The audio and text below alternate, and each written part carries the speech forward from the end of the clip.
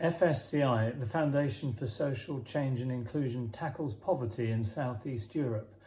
We prevent modern slavery and exploitation, and that takes us into marginalised Roma communities where the coronavirus pandemic is posing a huge threat. People are living locked down, 6 or 7 to a room in unhygienic conditions.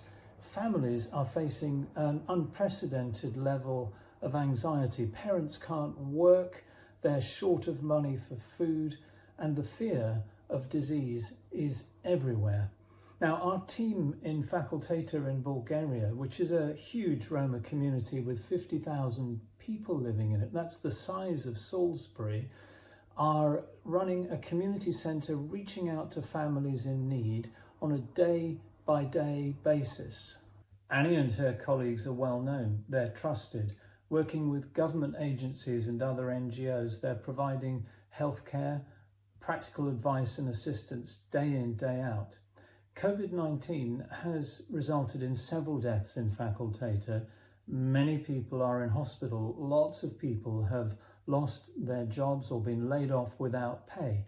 Families are resorting to loan sharks to get enough money to buy food.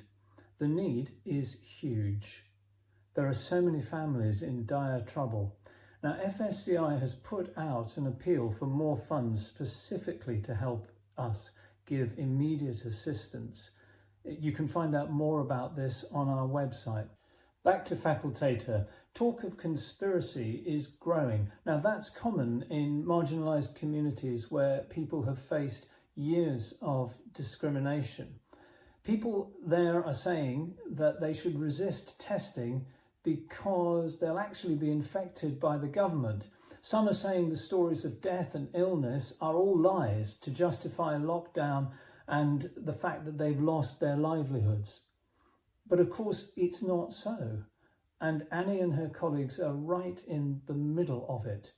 Last week, Annie told us about a young man who had died of COVID-19. She went to their home to test his contacts, and here is what she said. It was very difficult for me to see the family, which I've known very well, but my fear was huge.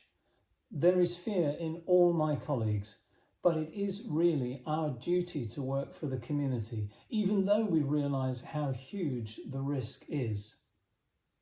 So, how can we pray? Well, we can pray for courage, we can pray for peace, for access for Annie and her colleagues to the most needy, for the trust that they've built up in the community to be maintained, for more resources so that they can give meaningful help now when it's most needed.